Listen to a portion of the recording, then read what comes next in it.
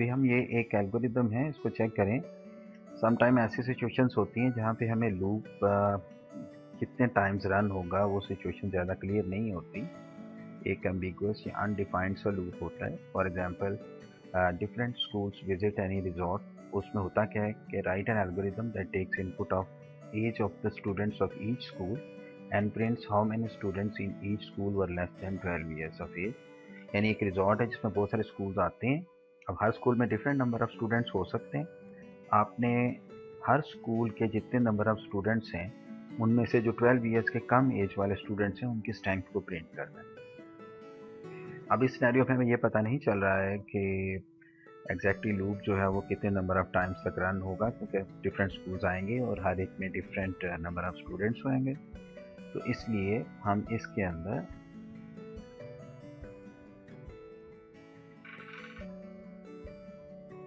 Less is equal to 0 एक variable हम ले लेंगे। उसके बाद हम सबसे पहले स्टूडेंट की स्ट्रेंथ पता करने के लिए हम एक इनपुट लेंगे, इनपुट स्टूडेंट्स, और उसके बाद हम लूप को 1 से लेके ये जो वेरिएबल स्टूडेंट्स हैं उस तक चलाएंगे। यानी एक स्कूल आया, उसके अगर 50 स्टूडेंट्स है तो वो हमने पहले इनपुट करा लिए। अब 50 स्टूडेंट्स वेरिएबल में चला जाएगा। This students is the name of a variable.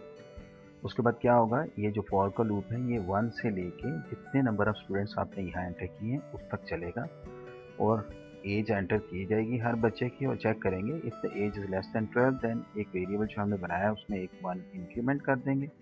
इस तरह एक से लेके जितने भी नंबर ऑफ स्टूडेंट्स हैं उन सब की एज इनपुट हो जाएगी और जितने नंबर ऑफ स्टूडेंट्स 12 ईयर से कम होंगे वो काउंट होके तो लूप के बाद हम प्रिंट कर देंगे। फिर अगला स्कूल आएगा, उसमें जितने बच्चे हैं पहले हम उनको रिकॉर्ड कर लेंगे कि एक स्कूल में कितने बच्चे हैं। उसके बाद लूप 1 से लेके उतने स्टूडेंट तक चलेगा और फिर दोबारा एज एंटर होगी, दूसरे स्कूल्स के भी बच्चे जितने 12 ईयर से कम हैं वो भी प्रिंट हो जाएंगे। तो दिस इज़ हो कोई अनडिफाइंड अगर लूप हो, यानी ऐसा सिनेरियो हो जिसमें ये पता नहीं है पहले से कि how many times the loop will गो, तो उसमें हम एक इनपुट ले लेते हैं। जैसे यहाँ हमने एक इनपुट स्टूडेंट्स वेरिएबल में एक इनपुट दे लिया और लूप में हम 1 से लेके उस वेरिएबल तक हम लूप को रन कर लेंगे। जो भी नंबर इस स्टूडेंट्स में जाएगा लूप डेफिनेटली 1 से लेके उतने नंबर ऑफ टाइम्स तक चलेगा और फिर हम एज इनमें लेंगे हर आइट्रेशन के ऊपर, उसको चेक करेंगे। अगर 12 ईयर से कम है तो उसको काउंट करके तो लास्ट में लूप के बाहर प्रिंट कर देंगे। So this is the solution for this problem. अब दूसरी चीज़ जो आज हम लर्न करेंगे वो ये है कि जो सिलेक्शन स्टेटमेंट्स हमने पढ़ी हैं उसके पैरेलल एक सिलेक्शन स्टेटमेंट्स होती है case of, otherwise and case. तो ये दो सिलेक्शन स्टेटमेंट्स यूज़ होती हैं प्रोग्रामिंग के अंदर। एक तो इफ देन एल्स है और एक case of otherwise and case, otherwise and case. तो हमने इफ देन एल्स तो पहले समझ लिया है कि अगर हमें ये को पूछे कि what is the reason of using if then else and case of otherwise and case, तो आपका आंसर ये होगा कि if then else can be use in such situation where we have only 2 options like one is either this or that.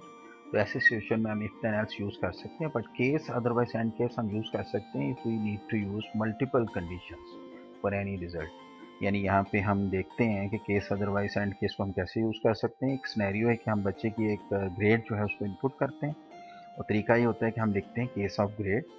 अब हमने बताया कि अगर केस ए स्टार मीन अगर किसी ने इस इनपुट ग्रेड वेरिएबल में ए स्टार टाइप कर दिया है तो फिर प्रिंट हो जाएगा एक्सीलेंट। अगर इसमें ए या बी इन दोनों में से कुछ भी प्रिंट किया है तो गुड प्रिंट होगा और अगर सी प्रिंट टाइप किया होगा ग्रेड के अंदर तो फिर सेटिस्फैक्ट्री। अदरवाइज मीन इन 4 चीज़ों के अलावा यानी ए स्टार, ए, बी और सी के अलावा कुछ भी ग्रेड में टाइप किया होगा तो फ़ौरन कंट्रोल अदरवाइज में जाएगा और प्रिंट होगा नीड्स फॉर इम्प्रूवमेंट या नीड्स इम्प्रूवमेंट्स और एंड केस। तो ये हम इफ देन एल्स की जगह हम यूज़ कर सकते हैं। जस्ट आपको इसका सिंटेक्स माइंड में रखना है ताकि अगर इसका कहीं यूज़ वैसे तो कम है लेकिन अगर कहीं भी हो एग्ज़ाम में अगर कोई ऐसी कोडिंग या कोई कोड लिखा हुआ दिखाएं और आपसे कुछ क्वेश्चन करें तो you must need to be familiar with that ताकि आप उसको फिर सॉर्ट आउट कर सकें, सॉल्व कर सकें। तो इसलिए जस्ट इसके सिंटेक्स से गो थ्रू हो जाएं कि इसमें ये होता है कि हम एक कोई भी वेरिएबल जिसके ऊपर हमने कुछ कंडीशंस देनी होती हैं, जैसे हम इसमें कहते हैं percentage is greater than equal to this तो ग्रेड ये होगा, अगर percentage greater than equal to this and less than equal to that तो इसी तरह से हम जो परसेंटेज को बेस बना के उसके अंदर हम इफ में डिफरेंट ग्रेड्स देखते हैं, तो यहाँ हम ग्रेड वेरिएबल को बेस बना के चेक कर रहे हैं। तो ग्रेड की इनपुट लेंगे, ये एक तरीका है लिखने का कि केस ऑफ ग्रेड, और उसके बाद ये आप लिखेंगे कि अगर इसके अंदर वैल्यू ए स्टार टाइप किसी ने की है तो फिर ये प्रिंट हो जाएगा, ए और बी की है तो ये, सी ये, और अदरवाइज बाकी किसी भी सिचुएशन में कंट्रोल यहाँ अदरवाइज में चला जाएगा। तो जस्ट आप केस अदरवाइज एंड केस से भी फैमिलियर हो जाए, ताकि अगर कोई इस तरह का क्वेश्चन आए तो यू कैन सॉल्व इट।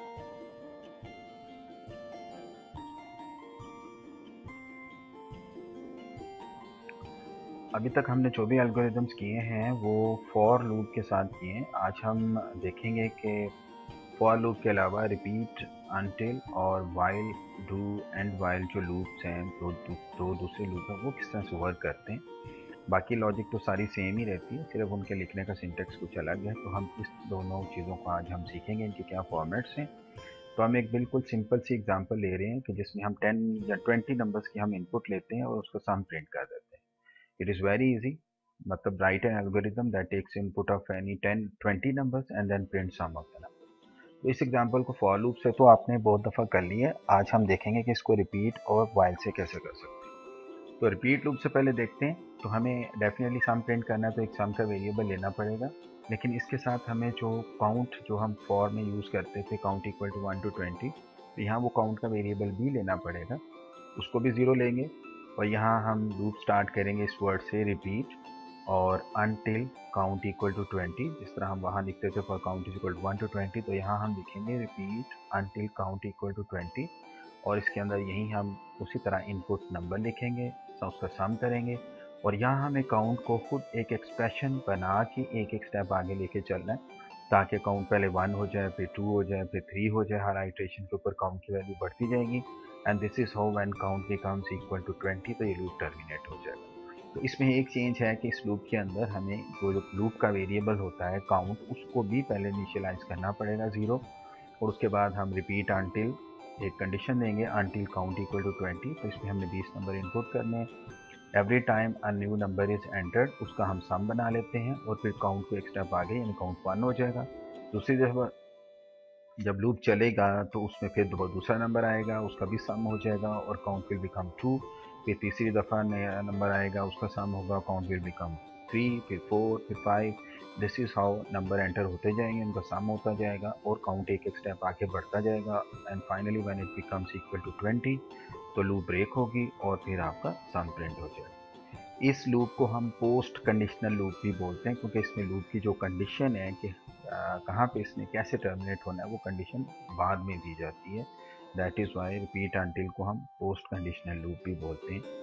इसी तरह इसी चीज़ को अगर हमने वाइल के साथ करना हो तो अगेन वाइल में भी हमें एक सम का वेरिएबल भी बनाना पड़ेगा ऑफ कोर्स, और साथ हमें उसी तरह काउंट का भी एक वेरिएबल बनाना है, लेकिन इसमें हम कंडीशन पहले ही दे देंगे कि हम उसे लिखेंगे while count less than 20 do. ये एक उसका तरीका है लिखने का। इसमें भी हम एक नंबर इनपुट करेंगे, उसका सम लेंगे और फिर उसका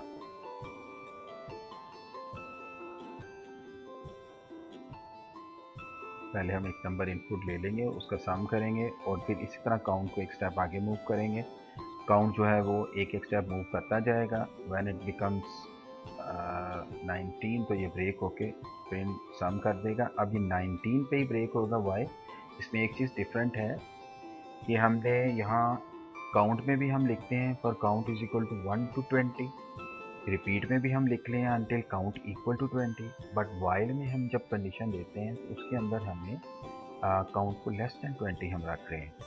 उसकी रीज़न ये है कि अगर हम ओवर करें, ये जो फॉर का लूप होता है, फॉर एग्जांपल कई भी जगह यहाँ यूज़ किया आपने, तो इसमें 1 to 50 यानी काउंट को पहले 1 मिल जाता है और फिर लास्ट नंबर उसको लिमिट बता दी जाती है कि 150 पे ब्रेक होना है। इसी तरह अगर आप रिपीट का चेक करें तो यहाँ पे भी पहले काउंट 0 था बट 1 हो गया यहाँ पे, उसके बाद उसकी लिमिट हुई या उसको कंडीशन दी गई कि ये 20 पे ब्रेक होना है, यानी 1 मिल